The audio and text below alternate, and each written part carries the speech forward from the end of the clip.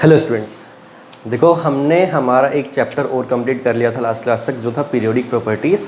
और आज हम हमारा एक फिज़िकल केमिस्ट्री का बहुत इंपॉर्टेंट चैप्टर स्टार्ट करने जा रहे हैं, और जो हमारा सबसे पहला चैप्टर भी होता है, जिसका नाम है मोल कॉन्सेप्ट। ठीक है, देखो मोल कॉन्सेप्ट क्या है आप समझ लेना। इस चैप्टर में आपको मेहनत बहुत करनी है।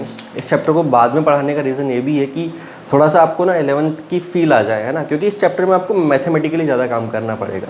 तो हमने थोड़ा सा 11th को स्टार्ट कर लिया, 11th के 2 चैप्टर्स कंप्लीट कर लिए, तो थोड़ा सा हमारा जो दिमाग है ना वो काम करना स्टार्ट कर देगा।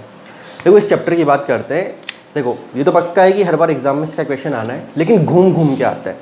मतलब अगर आपको मोल कॉन्सेप्ट का डायरेक्ट क्वेश्चन ना भी मिले ना, तो आप ये समझ लो कि आगे आने वाले फिजिकल के हर एक चैप्टर में इस चैप्टर का यूज़ है ना। तो आप समझ लो कि भाई किसी भी चैप्टर के क्वेश्चन में अगर इसका यूज़ है तो इसी का क्वेश्चन है। जब तक हमें ये चीज़ें समझ में नहीं आएंगी, मोल कॉन्सेप्ट की चीज़ें समझ में नहीं आएंगी, तो आगे की चैप्टर्स में हमें बहुत दिक्कत आने वाली है। ठीक है, तो ध्यान रखना, बहुत आराम से इस चैप्टर को पढ़ें, बहुत प्रैक्टिस करें, क्वेश्चंस की प्रैक्टिस करनी है। और ज़्यादा कुछ इस चैप्टर में है नहीं, है ना। फॉर्मूलाज हैं, समझना है किस तरीके से हमें क्वेश्चंस करने हैं, बाकी प्रैक्टिस करनी है। ठीक है, तो देखें स्टार्ट करते हैं हमारा चैप्टर मोल कॉन्सेप्ट। और सबसे पहले इस चैप्टर के अंदर हम स्टार्ट करते हैं डेफिनेशन से। तो सबसे पहली डेफिनेशन है एटॉमिक मास। ठीक है, देखो एटॉमिक मास क्या होता है, नाम से पता चल रहा है क्या, mass of one atom. Mass of one atom को ही हम क्या कहते हैं, एटॉमिक मास कहते हैं। अब अगर हम आपसे पूछो बताओ एटॉमिक मास कैसे होगा, कैसे निकालें, तो बता सकते हो ना कैसे होगा, कि mass of proton plus mass of neutron. बताओ क्या इसी को, सिर्फ नहीं एक और अभी, प्लस मास ऑफ इलेक्ट्रॉन को ही हम क्या बोलेंगे, एटॉमिक मास बोलेंगे, है ना। लेकिन भाई ये चीज़ें तो तब है जब हमें मास ऑफ प्रोटॉन पता है, मास ऑफ न्यूट्रॉन पता है, मतलब अभी की चीज़ है। लेकिन बताओ जब शुरुआत में जब केमिस्ट्री इवॉल्व हो ही रही थी, तब हमें ये थोड़ी पता था, ये तो हमें बाद में जाके पता चले क्या, mass of proton, mass of neutron, mass of electron. ठीक है, तो उस टाइम पर फिर मास ऑफ एटम को कैसे डिफाइन किया गया, तो समझना उस टाइम पर। तो इसकी तो बात बाद में करेंगे, लिख भी सकते हो, ठीक है, लेकिन बाद में वापस भी लिखेंगे इसको। तो देखो पुराने टाइम पे जब केमिस्ट्री इवॉल्व हो ही रही थी, तो फिर मास ऑफ एटम को कैसे डिफाइन किया गया, उस टाइम पर एक स्टैंडर्ड माना किसको, कार्बन को, 1/12 इंटू मास ऑफ वन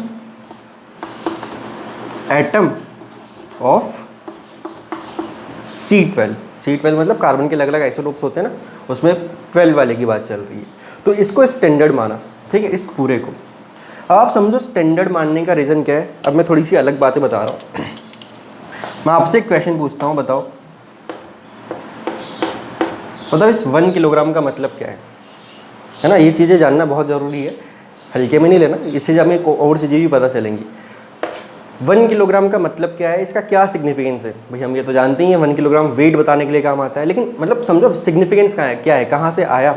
ठीक है, तो ये चीज़ें समझो कि 1 किलोग्राम का सिग्निफिकेंस क्या है। हम जानते हैं वेट मेजर करने के लिए काम लेते हैं यूनिट एट, कहाँ से 1 किलोग्राम आया, कहाँ से, ये एक सिलेंडर होता है, ठीक है।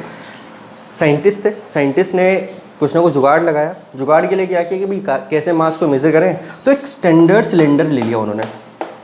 और इस सिलेंडर का जो भी मास होगा ना, उसको उसने क्या नाम दे दिया, उन्होंने क्या नाम दे दिया, 1 किलोग्राम नाम दे दिया। बताओ ये क्या हो गया, वेट के लिए स्टैंडर्ड हो गया। तो बताओ अगर अब हमें किसी भी चीज़ का मास अगर कैलकुलेट करना है, एक सिलेंडर होता है, ठीक है, सिलेंडर होता है, इसका जो भी मास है ना उसी को 1 किलोग्राम नाम दिया गया। ठीक, अब बात मान लो कि हमें किसी भी चीज़ का मास हमें कैलकुलेट करना है, मान लो हमें किसी भी ब्लॉक का मास कैलकुलेट करना है, इस ब्लॉक का मास क्या है, तो बताओ कैसे कैलकुलेट करोगे, बता सकते हो। भाई आपने क्या किया, इसको मेज़र करोगे, तराजू लोगे, एक तरफ इसको रखोगे, है ना, दूसरी तरफ क्या करोगे, दूसरी तरफ क्या करोगे, ये जो हमारा सिलेंडर है उनको रखना स्टार्ट करोगे ना, बोलो, इन सिलेंडर को रखना स्टार्ट करोगे। अब मान लो इसको बैलेंस करने के लिए आपको यहाँ 4 सिलेंडर रखने पड़े, 4 सिलेंडर रखने पड़े। बताओ आप क्या बोलोगे, इसका मास कितना है, बताओ क्या 4 इंटू इसका मास कितना आएगा, 4 इंटू मास ऑफ 1 सिलेंडर, बोलो यही तो होगा क्या। बताओ इस से कंपेयर करने पे हमें इसका मास पता चला ना, है ना। तो समझ रहे हो, मतलब एक स्टैंडर्ड चीज़ बतानी पड़ी, और इस एक सिलेंडर, ये जो स्टैंडर्ड में क्या लिया, इस एक सिलेंडर को लिया और इस सिलेंडर का जो मास होगा ना उसको नाम दिया गया 1 किलोग्राम। ठीक है, तो बताओ अगर आप इसको बोलोगे तो ये क्या हो जाएगा, 4 किलोग्राम हो जाएगा। सही है। ऐसे ही अगर आप मान लो किसी बहुत सारी चीज़ों को रिलेट कर सकते हो ना, फिर हम आगे बढ़ेंगे। मान लो यहाँ पर मान लो कोई दूसरी चीज़ होती, तो मान लो उसके लिए हमें 8 सिलेंडर रखने पड़ते हैं, तो बताओ उसका मास क्या होता है, 8 इंटू मास ऑफ 1 सिलेंडर। तो इनडायरेक्टली अगर बोले, बताओ ये चीज़ तो बार बार आएगी ना, जितने सिलेंडर हमें रखने पड़ेंगे, तो हम बोलेंगे कि 4 इंटू मास ऑफ 1 सिलेंडर, इतना इसका मास है।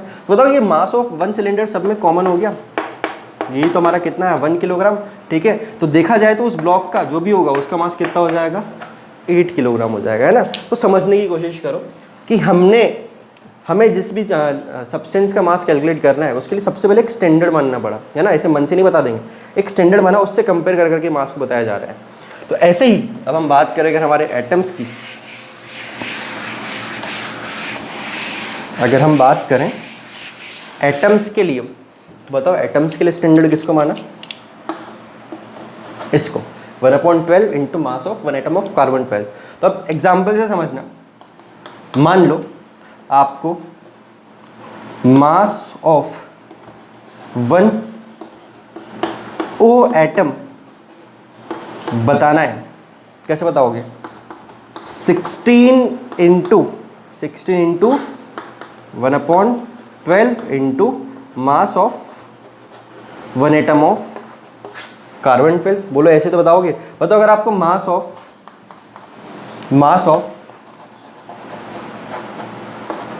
कंपेयर किया जा रहा है, ठीक है, अगर हम जब मास ऑफ 1 एटम ऑफ कार्बन 12 से ऑक्सीजन के मास को कंपेयर करें तो कितना टाइम्स आ रहा है, 16 टाइम्स आ रहा है। अगर हम मास ऑफ 1 Na एटम को कंपेयर किया तो 23 into 1/12 into mass of 1 atom of carbon 12 ये आ रहा था। समझ रहे हो।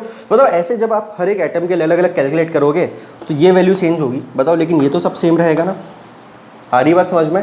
बताओ अगर ये सब सेम रहेगा तो क्यों ना हम इसको एक नाम दे दें, आ रही बात समझ में। अगर ये सब सेम रहेगा तो क्यों ना हम इसको एक नाम दे दें, और इसको नाम दिया गया, जैसे 1 किलोग्राम नाम दिया था ना मास ऑफ 1 सिलेंडर को, इसको नाम दिया गया 1 AMU। आई बात समझ में। तो 1 AMU क्या होता है, 1/12 into mass of 1 atom of carbon 12। ठीक है, ये हमारा क्या हो गया, 1 AMU हो गया। फिर बाद में 1 AMU की वैल्यू भी पता चली, वो कैसे पता चली वो तो बात की बात है। ठीक है, पहले आप एक काम करो, इतना तो कॉपी करो, ठीक है, समझने के लिए कि भाई कैसे मास ऑफ 1 एटम या 1 AMU का डेरिवेशन हुआ, डेराइव हुआ। ठीक है, कॉपी करो, लिख लिया ना। तो देखो ये सबसे पहली बेसिक चीज़ है, बहुत आराम से समझते चलना। अब बताओ इसके अकॉर्डिंग हम क्या कर सकते हैं। अब कि अगर हमसे कोई पूछे, बताओ मास ऑफ 1 ऑक्सीजन एटम कितना हो गया, मास ऑफ 1 O एटम बताओ कितना हो गया, क्या था 16 इंटू ये था ना। बताओ इस पूरे को हमने AMU बोल दिया तो बताओ क्या हो गया 16 AMU, है ना। एक एटम का मास 16 AMU। अच्छा AMU की फुल फॉर्म भी देख लो, AMU की फुल फॉर्म सबको पता होगी वैसे तो, क्या होती है, एटॉमिक मास यूनिट। आई बात समझ में, ये AMU की फुल फॉर्म है। अच्छा दूसरा एग्जांपल यहीं से देखो, बताओ mass of 1 atom of sodium क्या हो गया, फिर इससे हिसाब से मास ऑफ 1 एटम ऑफ Na, बताओ हम कितना लिखेंगे, 23 AMU लिखेंगे। ठीक है, तो जो AMU है ना, आप समझ लो कि अगर कहीं 23 AMU लिखा है मतलब वो बताओ एक एटम का मास बता रहा है, और ये तो याद हो ही जाएंगी बाद में वैल्यूज, 23 किसका है, सोडियम का है। ठीक है, अब देखो कुछ और चीज़ों की बात करते हैं, हम बात करते हैं रिलेटिव की, रिलेटिव एटॉमिक मास की। तो आप देखें रिलेटिव एटॉमिक मास के लिए क्या करना है, समझते चलो। सपोज आपके पास एक ब्लॉक A है, इस A का मास है 40 मास, मान लो किलोग्राम ग्राम जो भी मानना है मान लो, और B है, B का मास है 400। ठीक, अब मैं आपसे पूछ रहा हूँ कि बताओ mass of B relative to बताओ ए कितना होगा, mass of B relative to A कितना होगा। आपका आंसर क्या आएगा, 10 आएगा, 10 आएगा। लेकिन बात ये नहीं है कि क्या आया, कैसे आया, बताओ कैसे किया। Mass of B relative to A कैसे किया, बताओ आपने क्या किया होगा, मास ऑफ बी को रिलेट करना है मास ऑफ ए से, तो डिवाइड कर दिया होगा मास ऑफ ए से। कितना आया, 400/40 कितना आएगा, 10। आ रही बात समझ में। मतलब यहाँ से एक चीज़ समझने की कोशिश करो कि जिसके रिलेटिव हमें फाइंड करना होता है ना, उससे हम क्या कर देते हैं, डिवाइड कर देते हैं। बताओ अगर इसी में आपको अगर mass of A relative to B बताना होता, mass of A relative to B बताना होता, तो जिससे रिलेट कर रहे हैं उससे डिवाइड कर देते, मास ऑफ बी से डिवाइड कर देते, तो 40/400 1/10 आ जाता। समझने की चीज़ ये है कि जिससे रिलेट करना होता है उससे क्या कर देते हैं, डिवाइड कर देते हैं, है ना। तो अगला टॉपिक हमारा इसी से रिलेटेड है। रिलेटिव क्या है,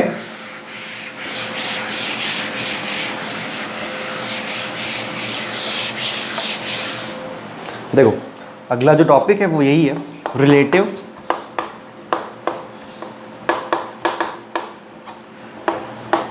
एटॉमिक मास। ठीक है, अब वापस से बताओ हमारा स्टैंडर्ड कौन है, स्टैंडर्ड कौन है, कार्बन। ठीक है, अब अगर हमें किसी भी चीज़ को रिलेट करना है ना, तो हम करेंगे किससे, कार्बन से ही करेंगे। तो रिलेटिव एटॉमिक मास का फॉर्मूला बेसिकली इसको हम RAM लिख सकते हैं, रिलेटिव एटॉमिक मास। तो इसका फॉर्मूला हो जाएगा mass of atomic mass, mass of one atom. बताओ जिससे रिलेट करना उससे डिवाइड करेंगे ना, बताओ किससे रिलेट करने वाले, जो हमारा रेफरेंस है कार्बन से, upon 1/12 into mass of carbon 12 है ना, 1 एटम। ठीक है, तो वापस से देखो भी समझो, मास ऑफ 1 एटम, तो मास ऑफ 1 एटम तो जो भी हमारे पास एटम दिया होगा उस एटम का मास, मास ऑफ 1 एटम। समझो रिलेटिव एटॉमिक मास की बात चल रही है, तो जिसका भी निकालना होगा उस एटम का मास डिवाइड बाई, मतलब अब इसको हमने क्या बोला था, इसको हमने बोला था 1 AMU। तो समझो फॉर्मूला तो हो गया, एग्जाम्पल समझो। बताओ relative mass of O oxygen atom, बताओ कैसे बताओगे, relative mass of oxygen atom. ठीक है, बताओ mass of 1 oxygen atom, mass of 1 O atom divide by 1 AMU। ठीक है, तो बताओ क्या किया जाए, देखो आ जाएगा आपके पास, बताओ मास ऑफ 1 ऑक्सीजन एटम कितना होता है, 16 AMU डिवाइड बाई 1 AMU। बताओ क्या AMU से AMU कैंसिल, बताओ ऑक्सीजन का रिलेटिव एटॉमिक मास आया कितना, ऑक्सीजन का, मैं एक वर्ड बोल रहा हूँ, ऑक्सीजन का रिलेटिव एटॉमिक मास आया कितना, 16। आई चीज़ समझ में। ठीक है, फॉर्मूला आसान है, ये निकालना भी आसान है, लेकिन आपको यहाँ से एक चीज़ समझनी है। क्या समझनी है कि कॉपी करते रहना,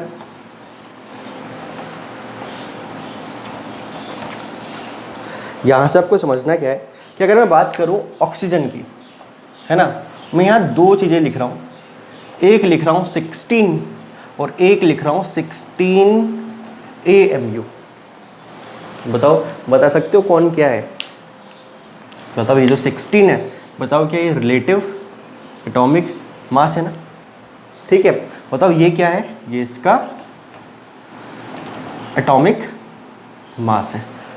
आई बात समझ में। ठीक है, तो एक और चीज़ यहाँ से ध्यान रखो, बताओ क्या हमने इस एटम के मास को 1 AMU से कंपेयर किया और हमने देखा कि AMU से AMU कैंसिल हो गया ना, तो बता सकते हैं जो रिलेटिव एटॉमिक मास होते हैं, बताओ जो रिलेटिव एटॉमिक मास होते हैं, बताओ उनकी कोई यूनिट हो सकती है क्या, नहीं हो सकती। तो RAM इज ऑलवेज क्या, यूनिटलेस। ठीक है, आई बात समझ में। तो RAM क्या होता है, यूनिटलेस होता है। और अगर हम नॉर्मल एटम के मास की बात करें तो उसकी यूनिट होती है और वो क्या होती है, AMU होती है। ठीक है, चलो ये हो गया हमारा एटम के बारे में। आते हैं, बात करते हैं किसकी, मॉलिक्यूलर मास की। देखो मॉलिक्यूलर मास, अभी चिंता मत करो, अभी AMU की वैल्यू भी लिखवाई जाएगी, लेकिन थोड़ी देर वेट करो, पहले नॉर्मल समझते हैं। स्टार्टिंग से स्टार्ट कर रहे हैं, AMU की वैल्यू बाद में बताएंगे। चलो बताओ मॉलिक्यूलर मास क्या होगा। एक मॉलिक्यूल तो समझते हैं, मॉलिक्यूल क्या होता है, अलग अलग एलिमेंट से मिलके या सेम एलिमेंट से मिलके बना हो, लेकिन एक से ज़्यादा हो तो उसको हम मॉलिक्यूल कहते हैं ना। बताओ उसका मास कैसे बताया जाएगा, बता सकते हैं। सम, SUM वाला sum, sum of mass, sum of mass of elements present in a molecule। ठीक है, मतलब मॉलिक्यूलर मास कैसे निकाला जाएगा। एक मॉलिक्यूल के अंदर जितने भी टाइप के एटम्स हैं उन सब के मास को क्या कर दो, ऐड कर दो, तो एक मॉलिक्यूल का क्या आ जाएगा, मास आ जाएगा। ठीक, चलो देखें एग्जांपल। देखो बताओ, अगर मैं बात करूँ आपसे, किसकी बात करें, H2SO4 की बात कर रहे हैं, H2SO4 के मास की बात करते हैं। बताओ H2SO4 का मास कैसे निकालोगे, कैसे निकालोगे।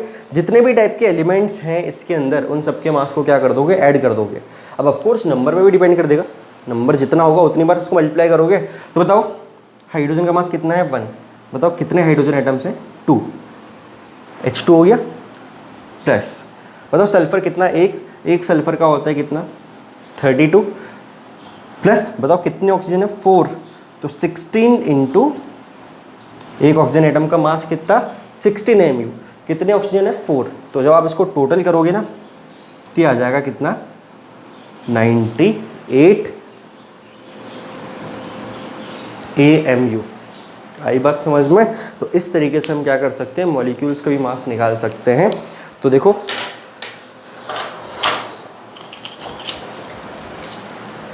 आगे,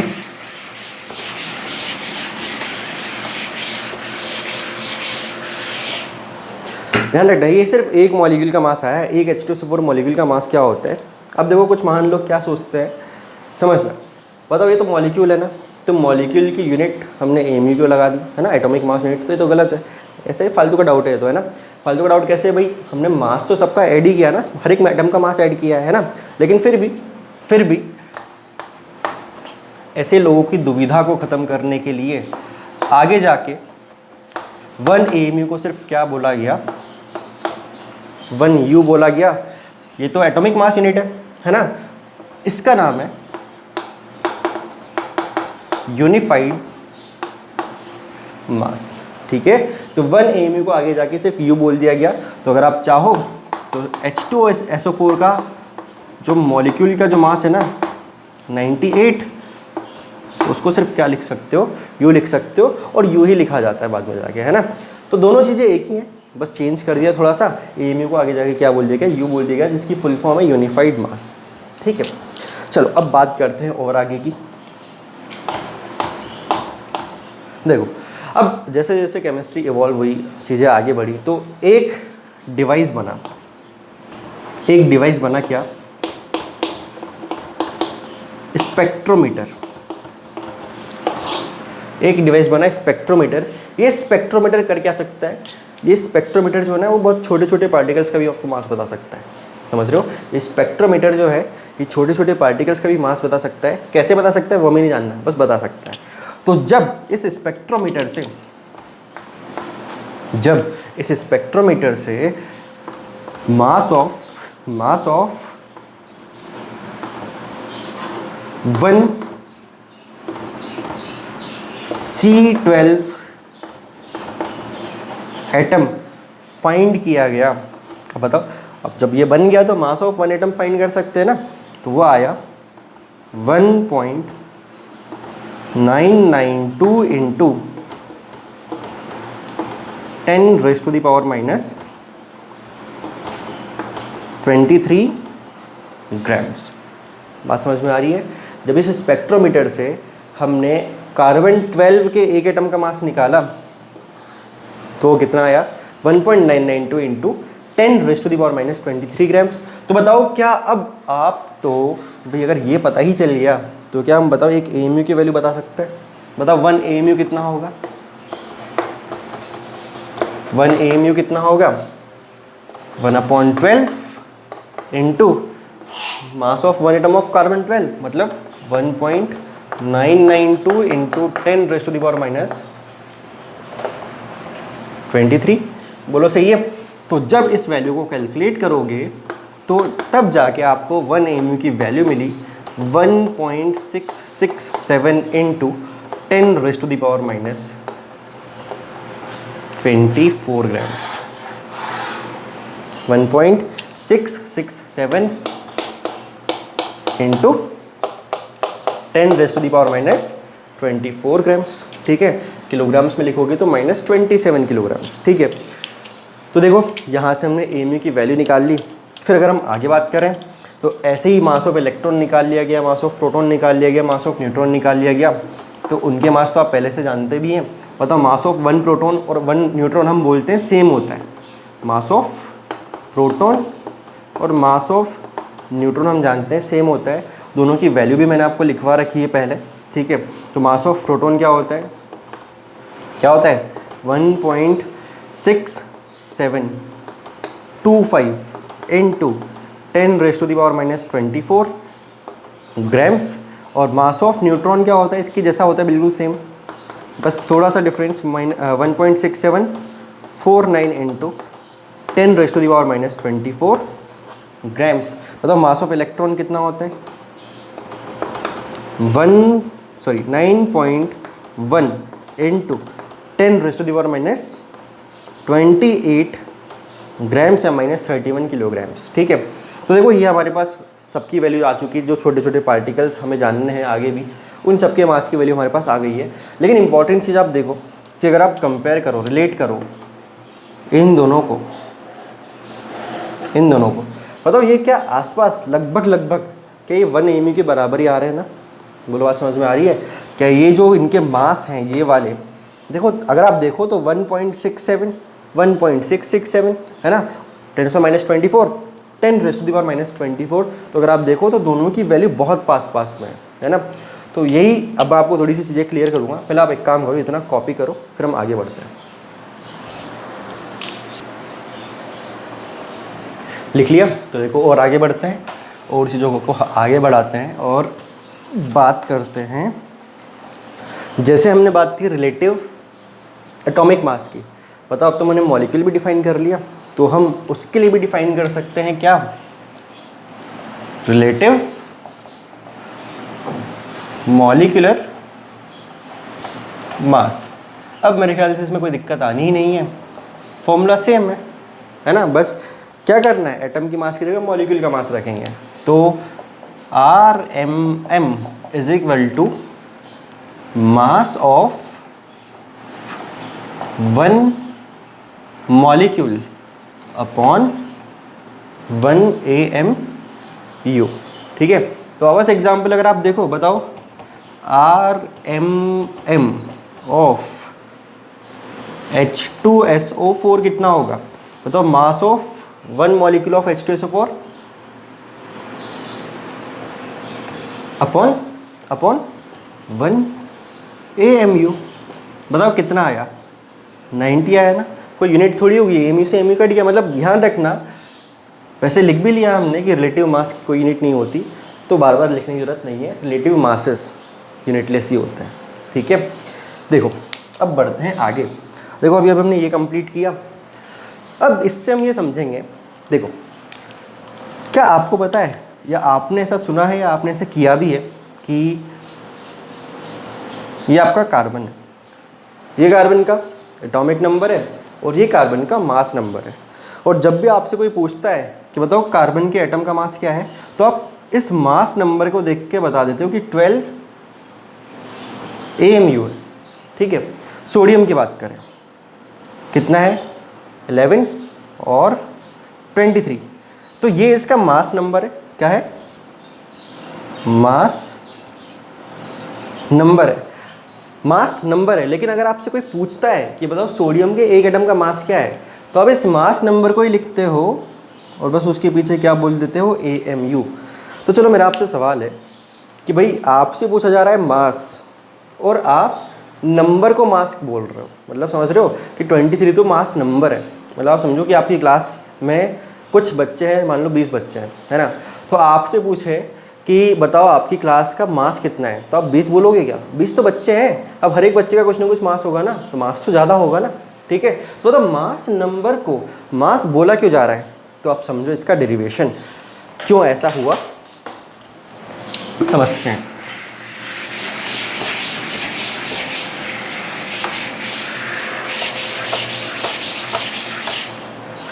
देखें, वापस आओ, बताओ एटॉमिक मास क्या होता है। एटॉमिक मास क्या होता है? Mass of proton plus mass of neutron plus mass of electron होता है। और देखो हम सब जानते हैं, एक और रिलेशन याद रखो, रिलेशन क्या है कि मास ऑफ प्रोटॉन लगभग बराबर होता है 1840 times mass of electron. Important relation है, याद होना ही चाहिए, ठीक है। तो देखा जाए तो हम ये बोल सकते हैं कि मास ऑफ प्रोटॉन और मास ऑफ न्यूट्रॉन के कंपैरिजन में मास ऑफ इलेक्ट्रॉन जो है ना वो बहुत बहुत छोटा है। मतलब भाई अगर आप 1 लाख में 1 रुपया जोड़ोगे तो 1 लाख ही तो बोलोगे, ठीक है। तो बहुत कम है मास ऑफ इलेक्ट्रॉन की वैल्यू। तो अप्रॉक्सीमेट हम मास ऑफ एटम में इसको कंसिडर ही नहीं करते हैं ना, क्योंकि बहुत छोटा है। तो सिर्फ क्या लिख देते हैं, मास ऑफ प्रोटॉन और मास ऑफ न्यूट्रॉन लिख देते हैं अप्रॉक्सीमेट, ठीक है। चलो अब मानो क्या पता ही है कि जो Z होता है वो एटॉमिक नंबर होता है, प्लस साथ में वो प्रोटॉन्स भी होते हैं, सही बात है। बताओ अब मैं अगर मैथमेटिक्स इसमें थोड़ी सी अप्लाई करूं तो मास ऑफ प्रोटॉन्स, मतलब जितने भी एटम के अंदर मास ऑफ प्रोटॉन्स हैं उनका मास, मास ऑफ एटम का मास क्या होता है, मास ऑफ प्रोटॉन, जितने भी प्रोटॉन्स हैं उनका मास, प्लस मास ऑफ न्यूट्रॉन, जितने भी न्यूट्रॉन है उनका मास। अब बताओ अगर सपोज कोई एटम के पास कोई एटम का एटॉमिक नंबर 10 है, तो बताओ 10 प्रोटॉन्स होंगे ना, तो 10 प्रोटॉन्स इंटू 1 प्रोटॉन का मास, बताओ टोटल प्रोटॉन का मास ऐसे तो आएगा। तो बताओ मास ऑफ प्रोटॉन्स के लिए मैं क्या लिखूं, जितने नंबर ऑफ प्रोटॉन्स हैं, ठीक है, इंटू मास ऑफ 1 प्रोटॉन। समझना, बोलो यही तो लिखेंगे, मास ऑफ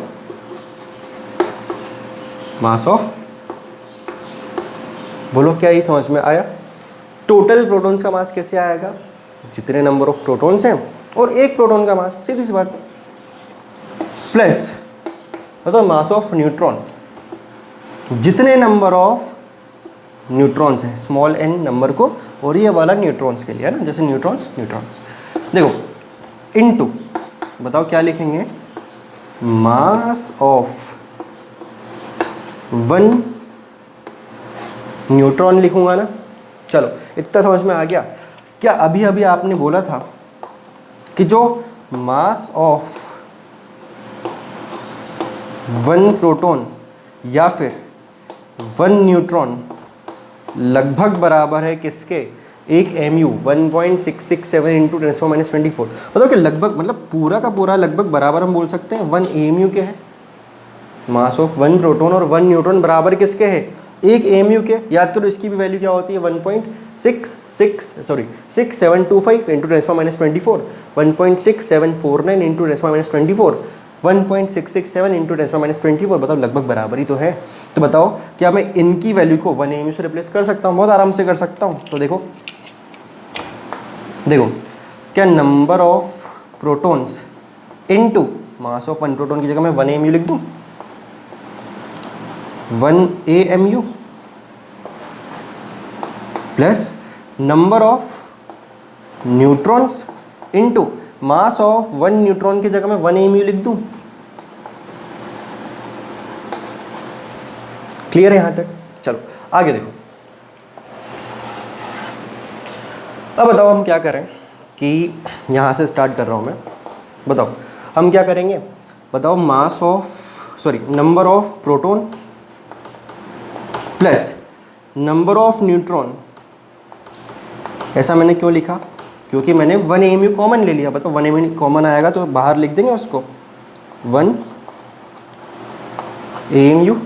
अब आप बताओ मुझे, क्या बताओ, नंबर ऑफ प्रोटॉन्स और नंबर ऑफ न्यूट्रॉन्स ही तो A होता है, मास नंबर होता है। आ रही चीज़ समझ में? बताओ, नंबर ऑफ प्रोटॉन्स और नंबर ऑफ न्यूट्रॉन्स को ही हम क्या कहते हैं? याद करो, आपने लिखा भी था, जो A होता है वो N+P होता है, number of neutrons plus number of protons. बताओ क्या है हमारा मास नंबर आ गया क्या?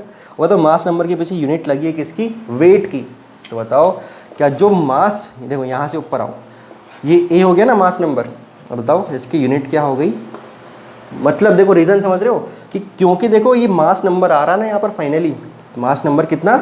12, और उसके पीछे यूनिट लगा दो क्या? AMU। तो समझ रहे हो ये मास नंबर को हम कैसे वेट लिख रहे हैं, तो ये पूरा रहा इसका एक्सप्लेनेशन। ठीक है, समझना, क्लियर, चीज़ें क्लियर होनी चाहिए यहाँ से कि ये मास नंबर है, इसको देख के बस AMU लगाने का रीज़न क्या है। ठीक है, नहीं तो अदरवाइज तो नंबर है, ये वेट है। तो देख लो, ये रहा आपका पूरा का पूरा डेरिवेशन किसका, कि कैसे हम मास फाइंड कर सकते हैं, बता सकते हैं। ठीक है, तो चलो कॉपी कर लो इसको भी चाहो तो, फिर हम आगे मूव करते हैं। कॉपी करो, लिख लिया, कॉपी कर लिया। तो देखो ये हमारी कुछ बेसिक चीज़ें हो गई हैं, और अब हम बात करते हैं हमारे मोल कॉन्सेप्ट की। मोल कॉन्सेप्ट मतलब जो चैप्टर तो है ही सही, लेकिन हम मूव कर रहे हैं मोल्स वाले टर्म्स पे। तो वापस से एक छोटा सा हेडिंग डाल ही सकते हैं, क्योंकि अब मोल्स के बारे में बात चलेगी। मोल कॉन्सेप्ट, तो सबसे पहले तो दिमाग में क्या चीज़ आती है कि भाई बताओ 1 मोल क्या होता है, या मोल क्या होता है?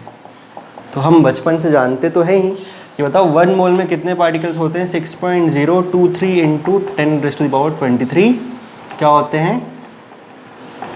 पार्टिकल्स होते हैं। वो पार्टिकल्स कुछ भी हो सकते हैं, ध्यान रखना, वो पार्टिकल्स कुछ भी हो सकते हैं। आयंस हो सकते हैं, एटम्स हो सकते हैं, मॉलिक्यूल्स हो सकते हैं ना, पार्टिकल्स में तो सब आ जाएगा। ठीक है, तो इतने हमारे पास क्या होते हैं? पार्टिकल्स होते हैं। लेकिन बताओ क्या ये डेफिनेशन भी होगी क्या? ये तो 1 मोल में आपने बता दिया इतने पार्टिकल्स हैं, लेकिन बताओ अगर आपसे मान लो कोई पूछ ले कि बताओ डेफिनेशन बताओ मुझे, तो मुझे ये थोड़ी जानना है, मुझे तो डेफिनेशन जाननी है। तो इन दैट केस बताओ आप 1 मोल की डेफिनेशन क्या लिखोगे? बता सकते हो? अगर किसी को पता तो होगी, नहीं होगी मुझे नहीं पता, लेकिन देखो क्या होती है 1 मोल की डेफिनेशन। तो देखो सबसे पहली चीज़ तो भाई मोल जो है ना वो एक काउंटिंग यूनिट है। ठीक है, काउंटिंग यूनिट, उसमें इतने पार्टिकल्स होते हैं। लेकिन अगर हम डेफिनेशन की बात करें तो देखो डेफिनेशन भी देखो आज इसकी, 1 mole of any given substance, 1 mole of any given substance contains as many particles as present in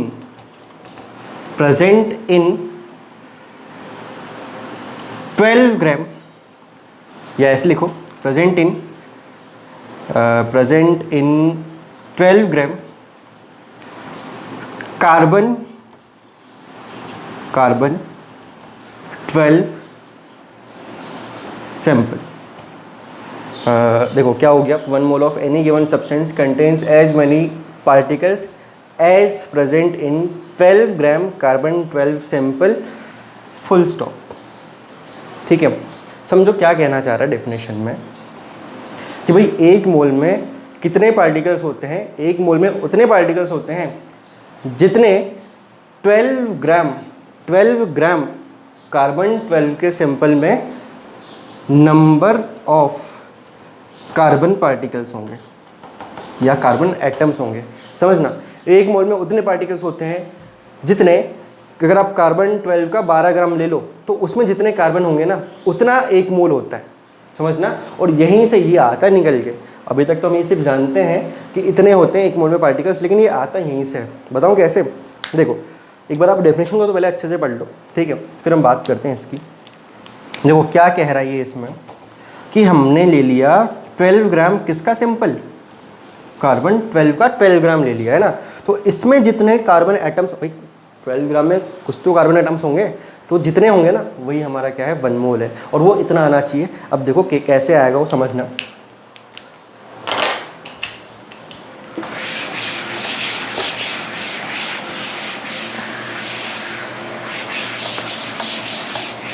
देखो उसके आगे डिस्कस करते हैं। अब पहले आप मुझे बताओ, मैं आपके सामने एक चीज़ लिख रहा हूँ कि नंबर ऑफ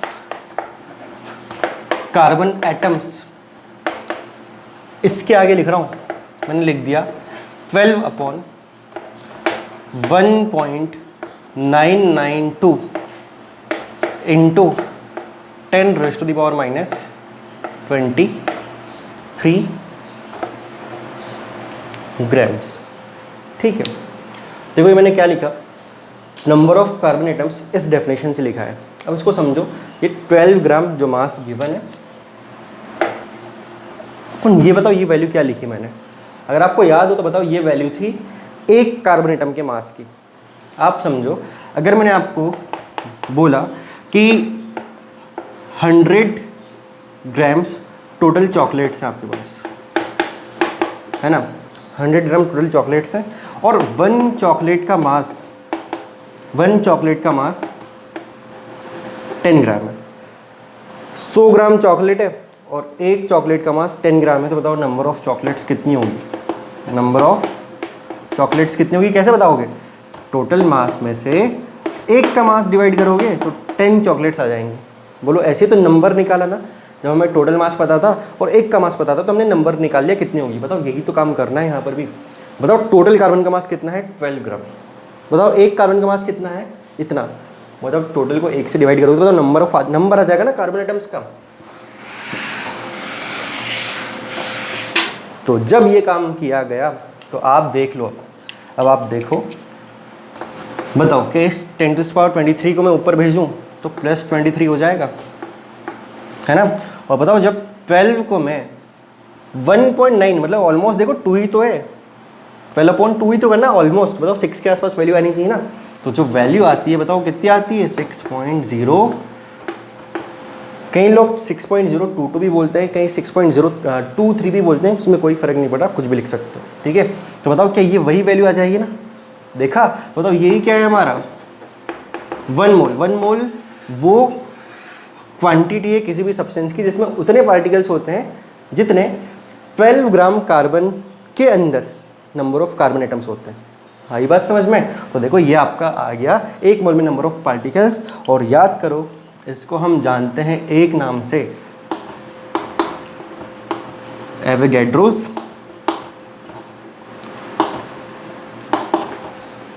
नंबर। ये जो वैल्यू है ना, इसको हम किस नाम से जानते हैं, एवोगैड्रोस नंबर के नाम से जानते हैं, जिसको हम रिप्रेजेंट करते हैं किससे, Na से। मतलब अगर आपको कहीं भी Na लिखा हुआ है ना, कहीं दिख जाए तो समझ लो वहाँ पर इतने पार्टिकल्स हैं, इतनी वैल्यू आपको गिवन है, ठीक है। तो देखो ये हमारे पास 1 मोल में इतने पार्टिकल्स आ चुके हैं। चलो बात करते हैं, अब एग्जांपल्स के थ्रू समझते हैं, है ना। अब देखो यहीं से ना इसका फॉर्मूला भी बनेगा, यहीं से हम इसके एग्जांपल्स भी डिस्कस करते हैं। एग्जांपल देखो, मतलब 1 मोल में इतने पार्टिकल्स मतलब Na पार्टिकल्स होते हैं, तो बताओ 2 मोल में कितने होंगे, बता सकते हो कितने होंगे। एग्जांपल देखो, 2 मोल कैल्शियम एटम्स, बताओ इसका मतलब क्या है, 2 मोल कैल्शियम एटम्स का मतलब क्या है, 2 मोल है। चलो एक चीज़ तो ये कि 2 मोल है। दूसरी चीज़ बताओ, अगर आपसे नंबर पूछ लिया जाए कि कितने नंबर ऑफ कैल्शियम एटम्स हैं, बताओ कितने हैं, बता सकते हो। बताओ 1 मोल में होते हैं Na, बताओ 2 मोल में कितने होंगे, 2 Na, ठीक है। चलो आगे देखो, बताओ 5 मोल H एटम्स,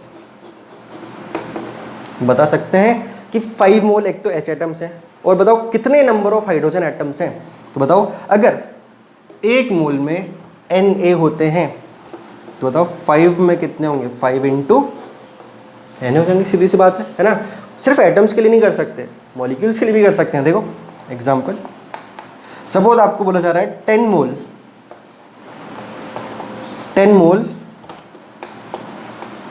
H2O, बताओ H2O तो मॉलिक्यूल है, बताओ 10 मोल H2O मॉलिक्यूल, बताओ कितने H2O मॉलिक्यूल्स हैं।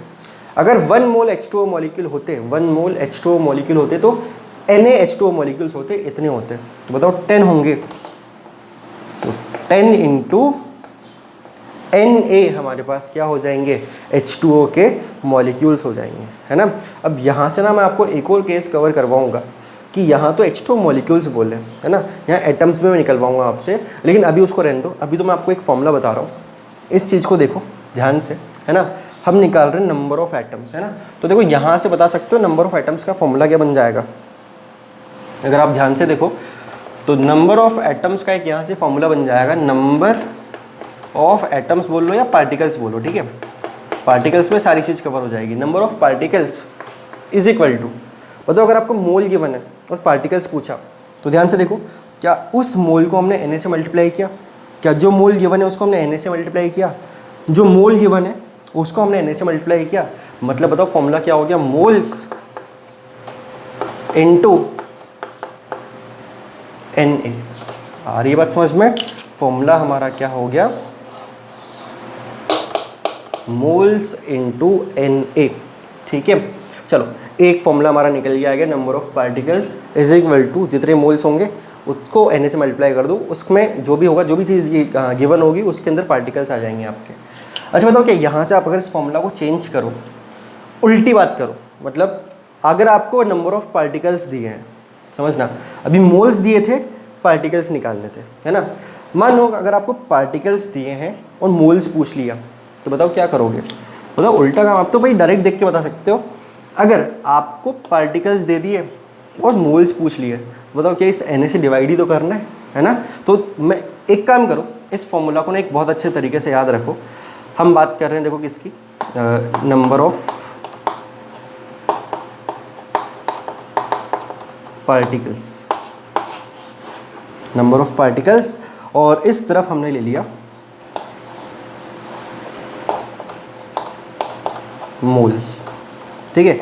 एक फ्लो चार्ट बोलते हैं ऐसी चीज़ों को, भी मैं बनाने वाला हूँ। देखो मैं क्या कह रहा हूँ, अगर आपसे मोल से एटम निकलवाए या एटम देके मोल निकलवाए तो क्या करना है, फॉर्मूला तो देख लिया, बता सकते हैं आराम से, है ना। बताओ यहाँ देख के बताओ, अगर आपको नंबर ऑफ पार्टिकल देके मोल निकलवाए, या पहले इसकी बात कर लेते हैं, या मोल देके नंबर ऑफ पार्टिकल निकलवाए, बताओ मोल देके नंबर ऑफ पार्टिकल निकलवाता है, मोल देके नंबर ऑफ पार्टिकल निकलवाता है, तो बताओ मल्टीप्लाई करते हैं मोल को किससे, Na से, है ना। मोल देके नंबर ऑफ पार्टिकल्स निकलवाते हैं तो मल्टीप्लाई कर देते हैं Na से। तो बताओ नंबर ऑफ पार्टिकल्स देके मोल निकलवाएगा तो बताओ डिवाइड कर देंगे किससे, Na से। और इसको आप याद रखें, समझ तो लिया ये कहाँ से आया है, पूरा फॉर्मूला डेराइव कर दिया है, तो अब याद रखने में तो दिक्कत आने वाली है नहीं, है ना। फिर भी बहुत अच्छा, मतलब ध्यान रखें ऐसे क्वेश्चंस को करते टाइम कि किस तरीके से करना है, और बहुत भागा दौड़ी मत करना शुरुआत में, तो बिल्कुल मत करना क्वेश्चन को सॉल्व करने के लिए, क्योंकि शुरुआत में ही अगर कन्फ्यूजन हो जाएगा ना भागा दौड़ी के चक्कर में, तो आगे बहुत दिक्कत आएगी। तो हर एक क्वेश्चन को, भले कितना भी आसान क्वेश्चन हो आपको आता हो, लेकिन हर एक क्वेश्चन को स्टेप बाय स्टेप करना, है ना। मोल्स देके पार्टिकल्स बोलेगा तो मल्टीप्लाई करना है Na से, है ना, क्योंकि पार्टिकल्स, भाई मोल तो कम है, पार्टिकल ज़्यादा है, तो Na से मल्टीप्लाई करना होगा। मोल दिया, और मोल अगर दिया तो पार्टिकल्स निकालने हैं। बताओ अगर पार्टिकल्स देके मोल निकलवाएगा तो बताओ पार्टिकल्स तो ज़्यादा होते हैं, मोल छोटी वैल्यू है ना, तो बताओ फिर डिवाइड करना पड़ेगा किससे, Na से, है ना। तो इसको याद रखो, इसी को हम फ्लो चार्ट कहते हैं, ठीक है। देखो एक चीज़ तो हमारी हो गई कंप्लीट। हाँ, अब पहले आप इसको कॉपी करो, फिर हम और चीज़ों की बात करते हैं। कॉपी करो, लिख लिया। तो देखो थोड़ी सी और प्रैक्टिस करते हैं, प्रैक्टिस से ही चीज़ें समझ में आएंगी। प्रैक्टिस है ना, प्रैक्टिस। देखो वापस आओ यहाँ पर, इस फॉर्मूला को थोड़ा सा और क्लियर करो जिससे कोई कन्फ्यूज़न नहीं रहेगा। एग्जाम्पल, चलो बताओ कि 3.011 into 10 raise to the power 20, 10 raise to the power 20, इतने अगर आपको पार्टिकल्स गिवन है, पार्टिकल्स ऑफ कोई एक सब्सटेंस ए है ना, इससे रैंडम मान के चल रहे हैं, तो इतने आपको पार्टिकल्स गिवन है, तो बताओ number of moles of A कितने होंगे, number of moles of A is equal to question mark. तो बताओ क्या आपको साफ साफ दिख रहा है ना, अब तो फिर नंबर ऑफ मोल्स पूछ रहा है और पार्टिकल्स दे रहा है। आ जाओ बताओ, नंबर ऑफ मोल्स तो पूछ रहा है, मतलब पार्टिकल्स दे रहा है और मोल्स पे आना है, तो बताओ ये वाली चीज़ लगेगी ना, मतलब डिवाइड बाई एन है ना। पार्टिकल्स ज़्यादा होते हैं, मोल्स कम होते हैं, मतलब डिवाइड करना पड़ेगा, सीधी सी बात है। तो आओ देखो सॉल्यूशन इसका, बताओ नंबर ऑफ मोल्स है ना। अच्छा मैं आपको एक और चीज़, इसका एक और मेथड बताऊंगा है ना, वो और आसान है। तो पहले तो फॉर्मूला पे आ जाओ, number of moles is equal to number of particles upon N A. बताओ नंबर ऑफ पार्टिकल्स कितने हैं, 3.011 इंटू 10⁻20 और 6.022 इंटू 10⁻23। बताओ कि ये इससे 2 टाइम्स और 2 टाइम्स हो गया, तो आप देखो क्या कर सकते हो इसको, 1/2 बताओ इंटू 10⁻³ क्योंकि देखो -23 ऊपर जाएगा तो -3।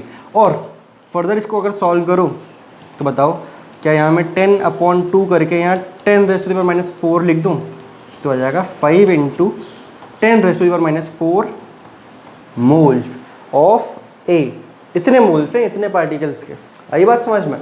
तो ये तो हो गया फॉर्मूला, अब ये हो गया। और पहले और दूसरी चीज़ ये आपका हो गया मेथड फर्स्ट। और आसान मेथड देखो आप, और आसान मेथड देखो अब। मैं आपको एक चीज़ बताऊं, अगर आपको कभी भी मोल कॉन्सेप्ट के क्वेश्चंस करने हैं ना तो यूनिटरी मेथड याद रखो। यूनिटरी मेथड क्या, अभी मैंने वो चॉकलेट्स वाला एग्जांपल दिया था ना, इसी के तो हम कहते हैं यूनिटरी मेथड। तो भाई एक पेन की प्राइस 5 रुपीज़ है, तो 10 पेन की प्राइस कितनी हो जाएगी, 5 इंटू 10 50, ठीक है ना। तो इसको हम कहते हैं यूनिटरी मेथड। तो अगर मान लो इसमें कन्फ्यूजन हो ना तो यूनिटरी मेथड पे चलो, बहुत आसान, बहुत आराम से आपको क्वेश्चन सॉल्व हो जाएगा। देखना, बताओ यूनिटरी मेथड के हिसाब से बताओ 1 मोल में कितने पार्टिकल्स होते हैं। हमें पार्टिकल दिए ना, हमें पार्टिकल से मोल पूछ रहा है, तो सबसे पहले लिखो, बताओ 6.022 इंटू 10⁻23 पार्टिकल्स के मोल कितना होता है। इतने पार्टिकल्स को हम 1 मोल कहते हैं। तो बताओ यूनिटरी मेथड, तो बताओ 1 पार्टिकल के लिए बताओ क्या करते हैं, डिवाइड कर देंगे ना, 1/6.022 इंटू 10⁻23 इतने मोल्स होंगे ना, है ना। अगर इतने पार्टिकल का 1 मोल होता है तो एक पार्टिकल का इतना होगा। बताओ हमारे पास कितने हैं, 3.022 इंटू 10⁻23 पार्टिकल्स में कितने मोल्स होंगे। तो बताओ क्या करते हैं, मल्टीप्लाई करेंगे ना। तो देखो ये वैल्यू थी हमारे पास 1/6.022 इंटू 10⁻23 इतने पार्टिकल्स, सॉरी यहाँ 20 है, तो 3.011 इंटू 10⁻20। बताओ क्या सेम ही तो चीज़ आ गई है ना, ये 2 हो गया। तो बताओ फाइनली आंसर आपका क्या आएगा, ये आएगा। तो अगर मान लो फॉर्मूला भी याद ना रहे तो यूनिटरी मेथड तो भाई हर जगह लगाओ, हर जगह लगाओ, कुछ भी कन्फ्यूजन होना तो इस तरीके से एक एक चीज़ को समझ समझ के अप्लाई करोगे ना, बहुत आराम से आपका आंसर आ जाएगा। ठीक है, हमें मोल निकालना था इसलिए मोल को हमने इस तरफ लिखा, पार्टिकल गिवन था इसलिए उस तरफ लिखा। तो अगर इतने पार्टिकल्स का 1 मोल तो एक पार्टिकल का इतना, और हमारे पास कितने, इतने पार्टिकल्स के कितने मोल्स हो जाएंगे, इतने मोल्स हो जाएंगे। ठीक है, तो ये आपका एक और टाइप का क्वेश्चन। एक क्वेश्चन और हो गया उल्टा, है ना, दोनों तरीके का काम कर सकते हैं। तो अब मैं आपको कुछ क्वेश्चंस दे रहा हूँ, आपको ट्राई करना है, बहुत तसल्ली से काम करना, भागा दौड़ी नहीं करना, आसान होना तो भी समझ समझ के करना। देखो तो क्वेश्चन आपको देते हैं, find number of moles of, find number of moles of 12.04 into 10⁻23 molecules of CO2. Find number of moles of 10.04 into 10⁻23 molecules of CO2। पहला क्वेश्चन, ठीक है। क्वेश्चन नंबर 2, क्वेश्चन नंबर 2 क्या है, देखो, फाइंड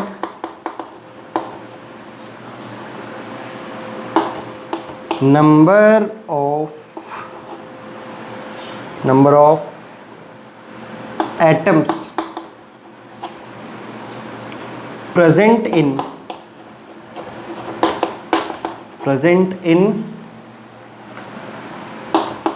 5 मोल हीलियम। ठीक है, 5 मोल हीलियम। क्वेश्चन नंबर 2 हो गया। Question number 3, find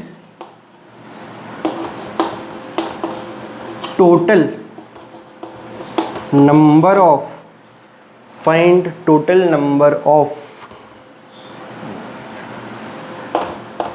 hydrogen atoms. Find total number of hydrogen atoms and oxygen atoms in 10 mole H2O। ठीक है, find total number of hydrogen atoms and oxygen atoms in 10 mole H2O। ये रहा आपके 3 questions. बहुत अच्छे से ट्राई करना, तीनों क्वेश्चन से कुछ ना कुछ सीखने को मिलेगा, है ना। फटाफट से ट्राई करें।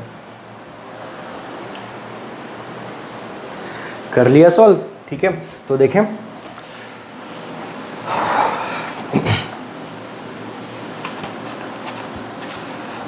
देखो पहला क्वेश्चन आपसे क्या कह रहा है, find number of moles find करने हैं। बताओ क्या इतने ये मॉलिक्यूल्स दे दिए ना CO2 के, मतलब पार्टिकल्स गिवन है आपको, और आपको मोल्स निकालने हैं। तो देखो कैसे काम करना है इस वाले क्वेश्चन में, वो तो पता ही होगा, है ना। तो अगर पार्टिकल्स गिवन है, देखो अगर आपको नंबर ऑफ पार्टिकल्स गिवन है, मतलब स्मॉल n से बता देते हैं उसको, चलो स्मॉल n रहने दो। नंबर ऑफ पार्टिकल्स, वैसे इसको कैपिटल N से लिख सकते हैं क्योंकि कैपिटल NA एवोगैड्रो होता है, और इसको सिर्फ N से लिख सकते हैं। बताओ कितने हैं, 12.04 इंटू 10⁻23। बताओ मोल्स कैसे निकाले जाएं। अब या तो आप फॉर्मूला याद नहीं आ रहा हो तो यूनिटरी मेथड पे आ जाओ, है ना। तो बताओ मोल्स का फॉर्मूला अगर हम डायरेक्ट बोलें तो बताओ मोल्स कैसे निकालने, पार्टिकल से डिवाइड बाई Na करके, मतलब number of particles divide by Na।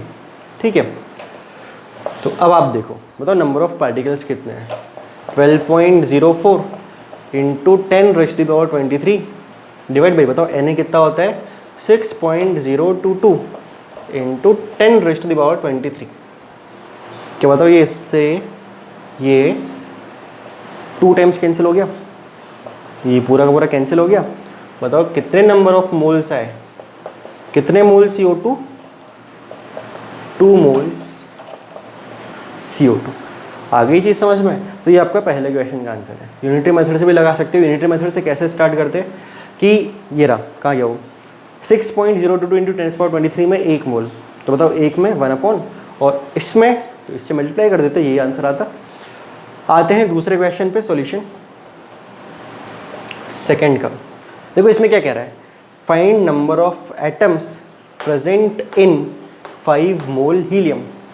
बताओ नंबर ऑफ एटम्स निकालने और मोल्स गिवन है, तो मोल से नंबर ऑफ एटम पे आना है, नंबर ऑफ पार्टिकल पे आना है, तो मोल को मल्टीप्लाई करते हैं। भाई मोल छोटी चीज़ है, पार्टिकल ज़्यादा आएंगे, तो मल्टीप्लाई करना है Na से। तो बताओ N is equal two moles into Na, तो 5 इंटू Na मतलब 5 Na। मल्टीप्लाई करना हो तो कर लेना, इतने क्या हो जाएंगे आपके पास, हीलियम एटम्स हो जाएंगे। ठीक है, चलो ये तो 2 क्वेश्चंस हो गए। अब हम बात करते हैं तीसरे क्वेश्चन की। तो देखो तीसरे क्वेश्चन में आपको किस तरीके से काम करना है। अब उसने ना सबसे पहले आपसे बोला है कि 10 मोल्स H2O है और आपको हाइड्रोजन और ऑक्सीजन के एटम्स निकालने हैं। तो चलो देखते हैं, एक एक करके एक एक चीज़ को समझना है यहाँ पर। बताओ 10 मोल H2O है, 10 मोल है H2O। तो बताओ अगर हम चाहें तो बताओ total number of H2O molecules निकाल सकते हैं ना भाई, H2O तो मॉलिक्यूल है ना। बताओ H2O मॉलिक्यूल्स कितने हो जाएंगे, नंबर ऑफ H2O मॉलिक्यूल्स कितने हो जाएंगे, 10 इंटू Na। अब आप सोचो क्या ये आपका आंसर, भाई बिल्कुल ये जो चीज़ लिखी है सही लिखी है, लेकिन क्या ये हमारा आंसर है क्या, नहीं है। ये तो भाई नंबर ऑफ H2O मॉलिक्यूल्स आ गए 10 इंटू Na की टोटल H2O मॉलिक्यूल्स इतने हैं। कि मतलब हमसे तो पूछ रहा है कि इस 10 मोल H2O के अंदर हाइड्रोजन एटम टोटल कितने हैं, बताओ 10 मोल H2O मॉलिक्यूल्स हैं, लेकिन हमसे पूछ रहा है सिर्फ हाइड्रोजन कितने हैं। अब आप समझो, बताओ सिंस मतलब 1 मॉलिक्यूल ऑफ H2O के अंदर, बताओ एक H2O मॉलिक्यूल के अंदर कितने हाइड्रोजन एटम है, 2 हाइड्रोजन एटम, 2H एटम्स है ना। बताओ एक मॉलिक्यूल ऑफ H2O के अंदर 2H एटम्स हैं, तो बताओ टोटल कितने हैं, 10Na के अंदर कितने हो जाएंगे, 10Na into 20Na H atoms, ये आपका पहले पार्ट का आंसर हो गया, मतलब हाइड्रोजन एटम्स। आई बात समझ में, देखो क्वेश्चन को समझो, उसने H2O मॉलिक्यूल्स के अंदर H एटम्स पूछे हैं इस 10 मोल के अंदर, तो बताओ 10 मोल के अंदर H2O तो इतना हो जाएगा। अब H2O के अंदर H है ना, बताओ एक H2O के अंदर 2 हाइड्रोजन है, तो बताओ इतने सारे H2O के अंदर 10 इंटू Na2, इतने बताओ हमारे पास टोटल, हमारे पास इतने इस 10 मोल H2O के अंदर क्या हो जाएंगे, हाइड्रोजन एटम्स हो जाएंगे। चलो दूसरे पार्ट की बात करते हैं। बताओ दूसरे पार्ट में हमसे उसने पूछा, दूसरे पार्ट में हमसे उसने क्या पूछा, उसने पूछा नंबर ऑफ ऑक्सीजन एटम्स। तो यहीं से देख के बता दो ना। बताओ एक मॉलिक्यूल ऑफ H2O के अंदर, बताओ अब देखो आप, क्या एक H2O के अंदर एक ही ऑक्सीजन दिख रहा है, 1 ऑक्सीजन एटम है। बताओ हमारे पास टोटल H2O मॉलिक्यूल्स कितने, इतने। तो therefore 10 into H2O, 10 into Na, H2O के अंदर बताओ कितना हो जाएगा, 10 इंटू Na इंटू 1, मतलब 10 NaO एटम्स हमारे पास हो जाएंगे। आई बात समझ में। तो देखो ये हमारे हो गए इसके आंसर्स। तो इस तरीके से ना मैं फिर से बता रहा हूँ, इसके क्वेश्चंस में भागा दौड़ी मत करना। और ये एक चीज़ ये भी होगी कि जब आप बहुत आराम से क्वेश्चंस की प्रैक्टिस करोगे ना, तो जब बाद में मतलब आफ्टर मतलब बहुत टाइम, जब हम चैप्टर के आधा चैप्टर हम कवर कर लेंगे इसका, तो एक ऐसा टाइम आ जाएगा जब आप ऐसे क्वेश्चंस को तो देखते सॉल्व कर लोगे, इतना लिखने की जरूरत नहीं पड़ेगी। समझ रहे हो, देखते ही सॉल्व करोगे, देखते ही। तो बस वो बात है प्रैक्टिस की और शांति से काम लेने की, ठीक है। देखो आगे की बात करते हैं, ठीक। तो मेरे ख्याल से आप एक काम करो, इसको कॉपी करो, फिर हम अगले टॉपिक पे मूव करते हैं और फिर और क्वेश्चंस करेंगे, ठीक है। इसको कॉपी करो।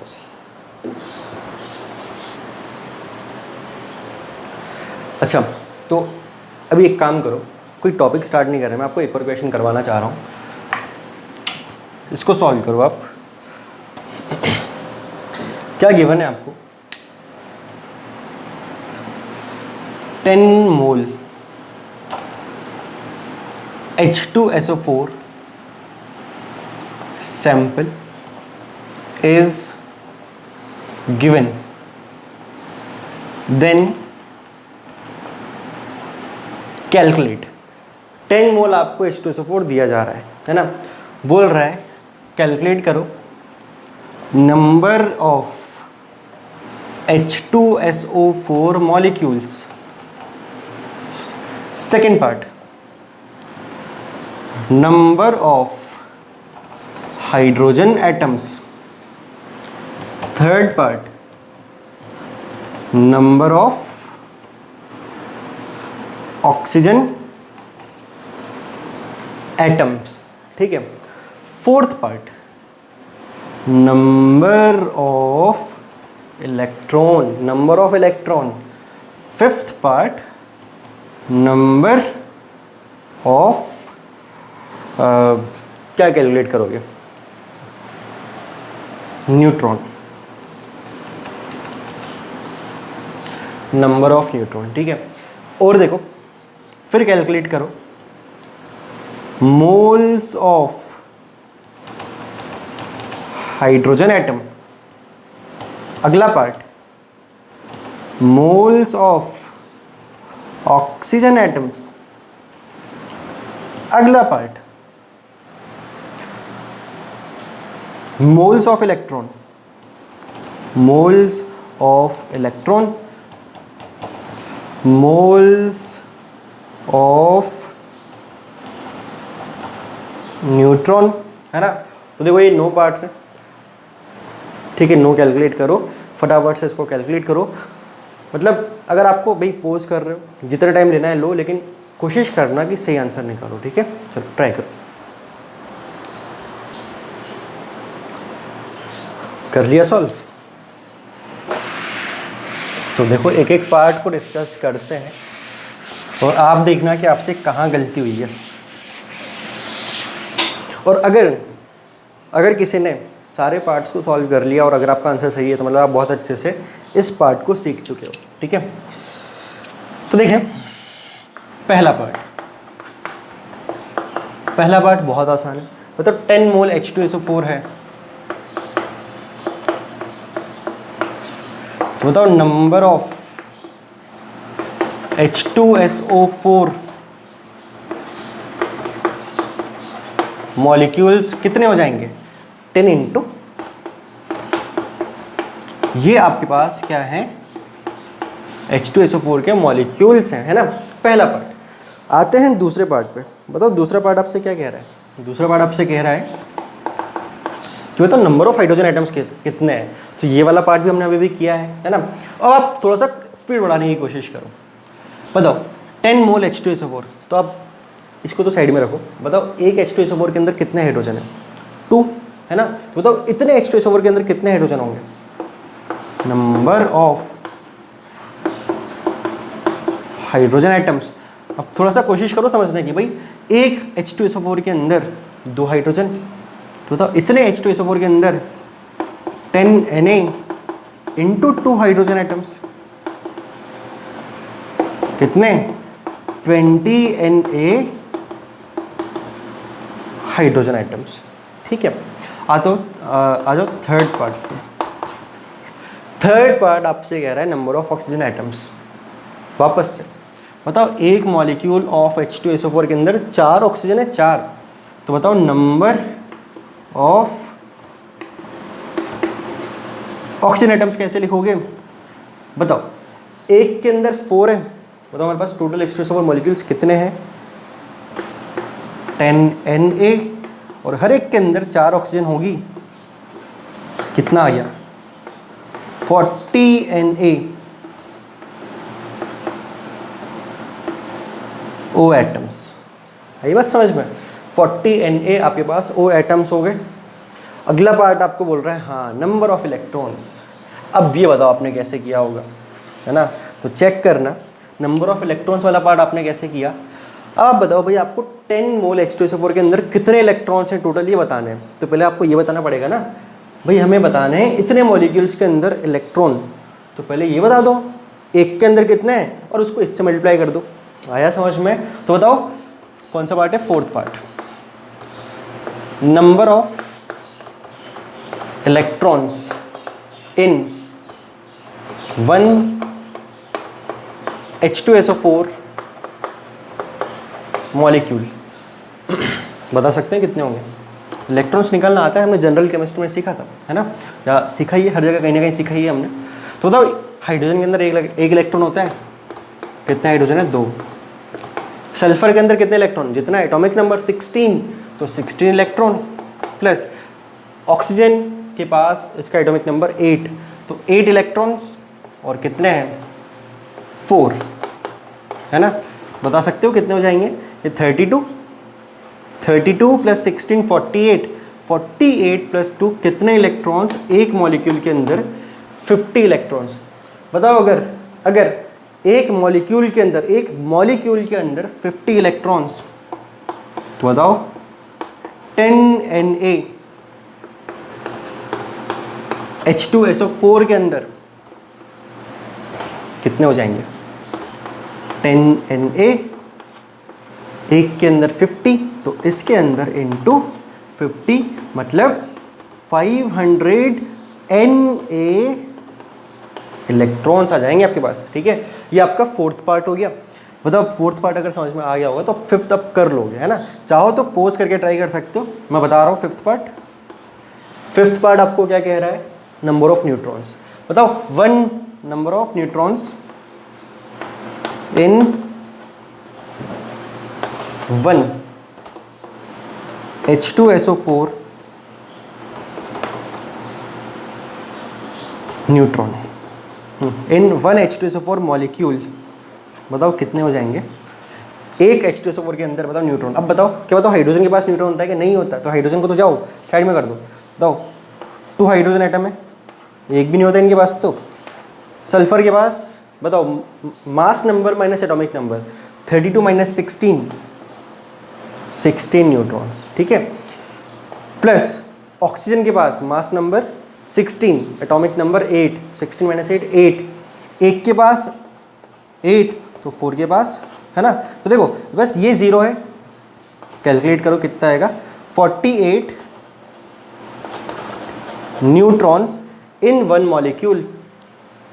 वो मेरे ख्याल से लिख लिया होगा, यहाँ तक आप चाहे तो कॉपी कर ले। 48 न्यूट्रॉन्स इन वन मॉलिक्यूल। ठीक है, तो अब आप देखें,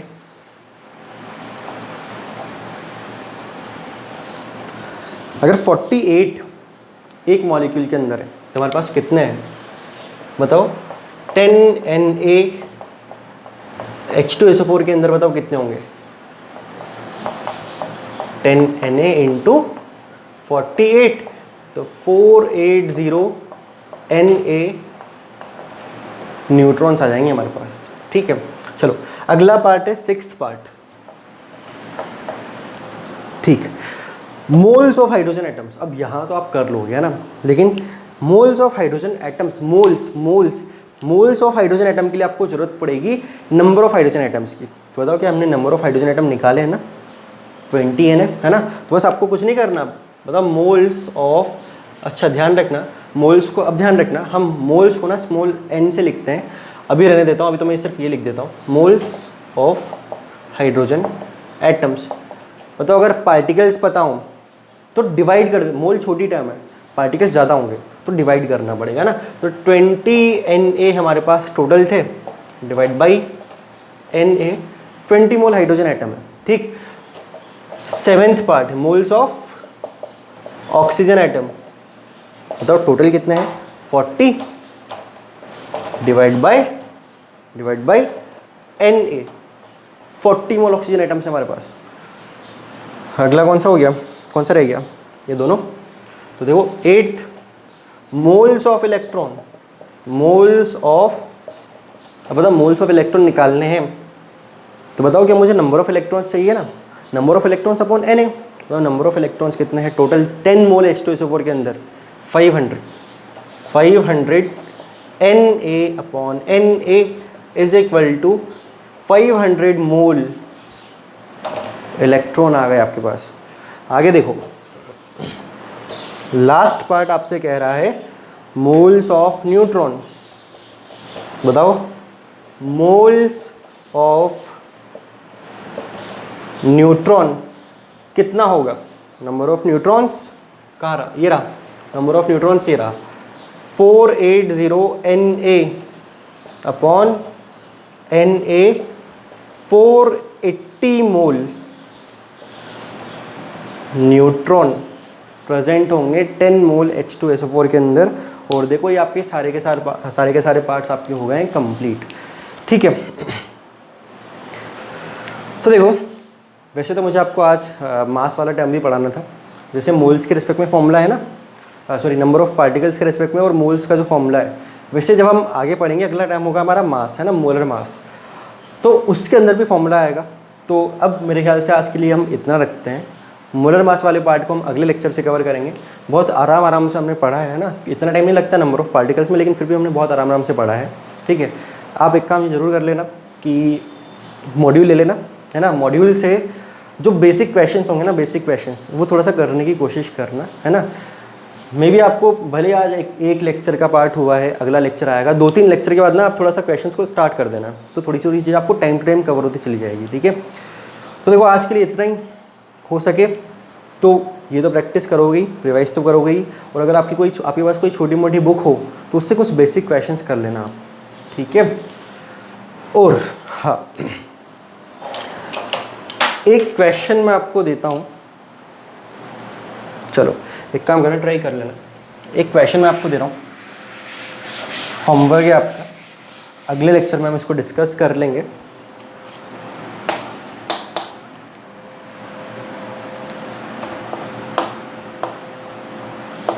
calculate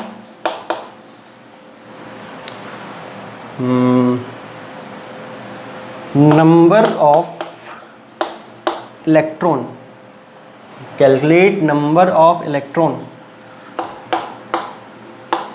present in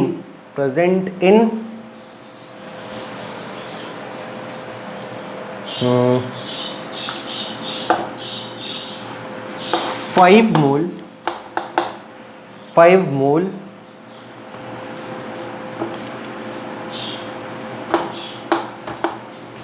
N3 negative ion,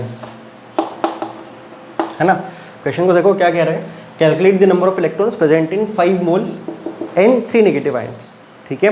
तो देखें ये रहा आपका एक होमवर्क, तो हो गया आज का लेक्चर हमारा कंप्लीट। तो इसको रिवाइज करना, इन क्वेश्चंस की वापस से एक बार बिना देखे प्रैक्टिस करना, और अब हम मिलते हैं नेक्स्ट क्लास में और यहाँ से आगे कंटिन्यू करते हैं।